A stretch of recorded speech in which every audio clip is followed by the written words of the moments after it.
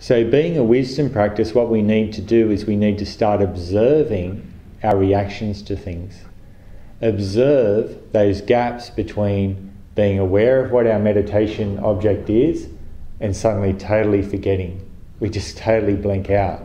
And we'll be looking at that in the next meditation that we do. I want you to notice those gaps of completely forgetting that you're even here. Completely forgetting what it is that you're actually doing. And this happens all the time. Now, most of our life we live on autopilot, and what that is through reacting and living in certain ways, we actually encourage the neural pathways in our brain to grow a certain way, and that becomes habit. And most of what we do in our life is through habit, and there's a reason for that, a reason why we actually live through habit. I first just want to read this little thing from Ajahn Chah. He was a Thai forest monk, just to give you an understanding. He said, "With even a little intuitive wisdom, we'll be able to see clearly the ways of the world. We'll come to understand that everything in the world is our teacher." And that's how you need to do mindfulness practice. You need to view it like that. Everything, I underline, everything that happens to you in your life is your teacher. There is no such thing as anything bad that can happen to you. And the reason is because whatever is happening supposedly to you, be it good or bad, is happening because of your relationship to it. What makes it good or bad is your relationship to it.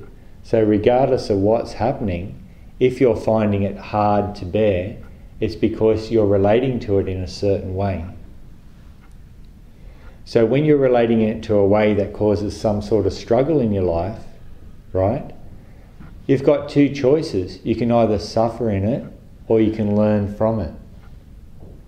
If you observe what's happening there, if you really use it and think, this is a chance for me to learn, this is my teacher, this is not my bane, this is my teacher, then suddenly you can start to notice what's going on and you can change it. You can literally change it. But when we don't look at it this way, we look at it, something difficult in our life as being something we need to get away from, guess what we're doing? We're practicing, right? We're practicing that tendency of in our brain, or the trained way in our brain to want to escape from things. We're actually practicing those and exercising those neural pathways to become stronger and thicker. And every time we run away, they become stronger. Last night I was teaching a meditation class, and we're all sitting on the floor. Actually, some people were laying on the floor. And I was doing the talk, and then it was just perfect timing. A very small cockroach walked across the floor. And it walked across in front of me, and I just saw it. It's like, okay. And then it walked towards, I call everyone girls now because I'm getting so old, but this young woman. And then she didn't notice it at first, and it was fine. Then when she noticed it, she yelled and then jumped up and then ran across next to me and kind of squatted here because she didn't want to be anywhere near that cockroach. Now, eventually what happened, she ended up sitting on the platform or laying on the platform above me, so she'd be away from it, right? But what's happened here is this is a perfect example of reacting to something on autopilot, reacting to it in a habitual way. So basically she's seen this, an unpleasant feeling has come up, she's reacted to that unpleasant feeling, aversion has risen up in her body, and then she's tried to escape from that, right? Her fears and anxieties came up and she tried to escape. And she was very scared of this. Now, we all have different phobias, but what they are is they're habitual ways of reacting. And when we get caught up in that, we have no choice in how we react. We have no choice, we just react that way. So if you get irritated and you snap at your partner, or you snap at someone in your family or a friend, you're actually acting through habit. It's a habitual reaction. You are not in control. You're on autopilot. The reality is, at that time, there's actually no one home. There is no one home. You think there's someone home, but there's no one home. Because we live our life so much through habit, we think the experience of living our life through habit is what life normally feels like. So we don't notice when we're in it. And so it just drags us through life. Now, the way this happens is because our awareness is very, very low. When our awareness becomes low enough, habit kicks in. So awareness isn't something that's just fixed. It's something that can actually increase and decrease. In the same way, if I was in a boat and I'm paddling a boat, when I stop paddling the canoe or boat, the boat will start to slow down. In the same way, awareness can become strong or less. You'll see this when you first wake up in the morning, your awareness might be very low. You have no idea where you are, right? But then as you start to wake up, your awareness increases and you start to realise, I'm in this room. This is what's happening. Yeah? You start to realise that. Now, what happens with awareness is awareness increases depending on having an object or decreases on not having an object. So when we're conscious, right, we need to be conscious. We're conscious of something. When we're unconscious, we're not conscious of anything. Yeah? So when we're conscious, we're aware of this. Consciousness is always aware of something. It's aware of that sound, of that sight, of that thought, of that smell, of that sensation. It's always aware of something. When consciousness is aware of something, the awareness will start to grow, which is what we call concentration, right? The awareness stops being dispersed and gets brought to that object. But what happens is when we lose an object, when we don't know that we're being aware of something, then what happens, consciousness no longer has a clear object and awareness becomes lower and lower. When awareness becomes low enough, then the brain kicks in, part of the brain kicks in and we go on to autopilot, and then we actually react through habit. An example of that is you might be walking down the street and you're going to go meet a friend at a coffee place or something like that. And you're walking along and it's a bit of walk, lovely day, and then suddenly you realise, I've walked past the shop where I was supposed to go in, the cafe was a bit back up there, so you turn around, go back and go in there. And we think this is normal, right? But what's happened at that point, you knew you were walking to that shop, right? That cafe. And then suddenly at some point, your awareness became really low and you literally forgot what you were doing. You literally forgot. At the point of it becoming low, you then went on to habit and your brain started walking your body down the street while you were laying on a beach on the Sunshine Coast drinking out of a coconut or something like that. And literally while you were caught in that daydream, that was your reality. You were actually there. You could not tell you weren't there. You had no idea you were walking down this street going to the cafe. And this is how it works. So awareness goes low, we literally forget. So this brings us up to mindfulness. What's the function of mindfulness? Mindfulness is separate from awareness. What mindfulness does is mindfulness remembers, this is what I am aware of right now. This is what I'm aware of. And that's why mindfulness is so cherished in this meditation tradition. Because without mindfulness, you can't actually meditate. Even if you're doing tranquility meditation, you cannot meditate without mindfulness. Because if you do not remember, this is what my object is, your awareness will get less and less, you won't notice it, and then suddenly, boom, you're gone. You're off on a thought, you're off on a sound, off on a fantasy. So by cultivating the mindfulness, by putting all your effort into remembering in each moment, this is what I'm being aware of now, this is my experience, regardless of what it is, then the awareness grows. Awareness can grow to a very, very, very strong level. Very strong. Stronger than what most people's awareness is about this height in everyday life, right? It can become very, very, very strong. The more effort you put into that, just being mindful, the awareness will grow by itself, because what mindfulness does is it says, this is what I'm looking at now. So knowing this is what I'm experiencing or looking at now, gives the mind an object. When the mind has an object, it's aware of something. When it's aware of something, that awareness becomes stronger and stronger. When the awareness becomes strong enough, and this is what we're developing in this practice, then we no longer see things in terms of the superficial level of thinking and emotions. What we do is we see the whole process. So the young woman I was talking about last night, if she was being very mindful and her awareness didn't crash, if it was high enough, what she would have done is she just would have saw a cockroach. That's it. She would have saw it. Because of her past relationship to that, she'll get an unpleasant feeling whenever she sees a certain insect. So she might see cockroach, unpleasant. That would be it. That would be her reaction to it. She'll just see unpleasant feeling. So what? It's just an unpleasant feeling. What can an unpleasant feeling do to you? Nothing. It can't hurt you. It's impossible. Right? So that's what she would have seen. When she just saw it there, cut it off there, just saw cockroach, unpleasant, she wouldn't have disliked that unpleasant feeling. When the dislike didn't come up, the desire to get away from it wouldn't have come up. When the desire didn't come up, the aversion wouldn't come up. When the aversion didn't come up, the thinking wouldn't have come up on how to get away. Then the anxiety and the fear and the whole screaming and then jumping to a corner. All that is a process, but because her awareness was low, she did it, and all she knew was that she was scared of what might happen if she was there, so she had to get away, right? And you can see how unreal these things are.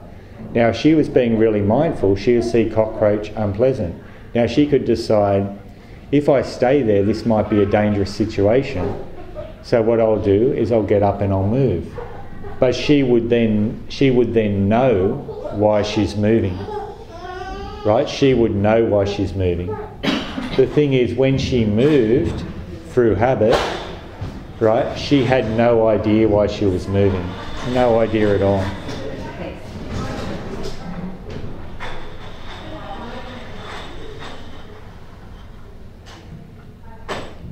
Yeah. So when she was moving out of habit, she didn't know why she was moving. All she knew is that she was scared. But if she was being mindful, she could choose, I will move, I will not move. But she wouldn't be moving because of the unpleasant feeling. Right? Now, the unpleasant feeling and the cockroach are two separate things. The unpleasant feeling is not in the cockroach. It's in our own mind. The unpleasant feeling was in her mind. I saw the cockroach, right? I did not experience an unpleasant feeling, right? If I liked insects, I might even experience a pleasant feeling and want to pick the cockroach up. And this is where it's funny. We get controlled by these pleasant and unpleasant feelings. That's why I've been speaking about them the last few weeks. We get controlled by them all the time. It's unpleasant, we run away. It's pleasant, we've just got to have it. But when you're controlled by something, you're a slave. And the Buddha was concerned about slavery. He wasn't for slavery of any sort, right? And especially slavery to reacting to things when we don't even know we're reacting to them. So if we're reacting to pleasant and unpleasant all the time, we're a slave to life. Every time something happens, life says jump, we jump. Every time it says move over here, we move over here. But with increased mindfulness, the awareness becomes heightened. We see clearly that whole process. We can see clearly the pleasant, unpleasant feeling. When we see that, we can cut it off right there. Unpleasant, pleasant. Then we decide, yes, it's a pleasant thing. I will go after that, whatever it is. But you know that the pleasantness is not in the object you're going after. You know it's in your own mind. You know the unpleasantness is not in the thing the object in front of you, whatever it is, insect or person or whatever it is. You know that the unpleasantness is also in your own mind. In doing that, suddenly you have freedom. You realise nothing outside of you can actually make you move or make you do anything. Right? Nothing outside of you. And also nothing outside of you can actually make you feel pleasant or unpleasant. Right? Once you start to notice that, then what you can do is cutting it off at that point there, you are no longer exercising those neural pathways in your brain.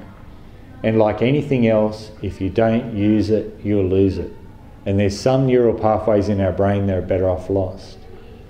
So what we're doing is we're talking about having a brain that's not conditioned, one that the pathways aren't fixed. So you can also always do whatever you want to a certain extent. The only one I'd say that you're trying to practice, or the neural pathway you're really trying to exercise, is the pathway to do with mindfulness. You're trying to encourage that pathway to grow, to remember this is what is happening now. When that pathway is strong enough, it carries off into your everyday life, and you'll always observe everything in a skillful way, right? And you always have that freedom. So that's why I ask you during these classes to always put effort into just knowing this is what I'm experiencing now. Even if your body's feeling unpleasant, doesn't matter, just know it. If you're feeling good, know it. If it's too hot, know it. If it's too cold, know it. Doesn't matter what it is. If you doubt what I say, just know that you're doubting what I say. It doesn't matter. As long as you have an object to build your awareness up on, the practice will gain momentum and eventually it will become your way of being. In this way, you go out into the world and pleasant feelings and unpleasant feelings no longer move you. They no longer move you. They no longer affect you. What that means is when they no longer affect you, habit no longer controls your life. Yeah? And so then you have freedom. Can you see how that works? Awareness goes up and down. Awareness needs an object. The only way we can increase our awareness is to be mindful. This is what I'm experiencing now. Mindfulness needs to be reapplied in every moment. You can't just apply it and let it go. You've got to keep reapplying it until it actually becomes your way of viewing the world, where it will automatically replay itself. I think that's the only habit you ever want to develop, is the habit of being mindful. Yeah? So that's just happening all the time. Did that make sense? Mm-hmm. So that's what the Buddha's talking about, delusion. He always says greed, anger and delusion. And greed and anger, or desire and aversion, come out of delusion. Delusion is the soil in which they grow out of. When Ajahn Chah was Thai Buddhist monk, meditation monk, was asked about how to observe delusion, a student to him said, I can observe desire and aversion in my mind, but it's hard to observe delusion. And it's very hard to observe delusion, right? And Ajahn Chah said, you are riding a horse and asking where the horse is.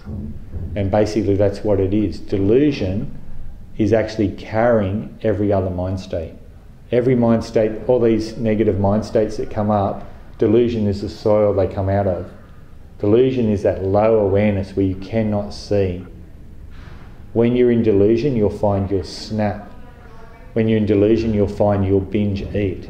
When you're in delusion, you'll find you'll go obsessively after something. You'll start drinking, you'll start gambling, you'll start abusing people, you'll do things that will hurt yourself. That's when the delusion is there. You'll get lost in heavy emotions when you're caught up in delusion. Yeah? And this is most of the time for most of us. But just by practicing mindfulness, you can break that. And you can start to observe delusion. So what we're going to do now is we're going to do mindfulness of breathing. And doing mindfulness of breathing, what I want you to do is I want you to try to observe delusion. And I'll give you a tip on how to do that. We all know the practice, watching the breath, wherever, tip of the nose, chest, abdomen. Just labelling it gently as in, out with each breath. You get distracted to a thought, thinking. Just say thinking. When the thinking disappears, come back to the breath. A sound, hearing. You're no longer drawn to hearing, come back. Ache in your knee, aching. No longer drawn to that, come back. It doesn't matter what comes up. If you're sleepy, restless. But to see delusion, I want you to see or try to observe the transition between Watching that breath and suddenly hearing a sound. Watching that breath and suddenly thinking a thought. Watching that breath and suddenly feeling tired. There's been a transition between this is my object and this is my object. If you watch, there can actually be gaps of not knowing. Gaps of when you literally do not know what happened in that point. That's when the delusion is really, really strong. Yeah? You're being mindful of the breath. You didn't put enough effort in the mindfulness. The awareness started to get low. Suddenly, boom, you're off on a thought. And sometimes this can be subtle. You can think you're watching the breath, but the blah, blah, blah is going on in the background. Yeah, it's already off. So the awareness is very low at that point. So you need to increase the mindfulness of that. Want to give it a go?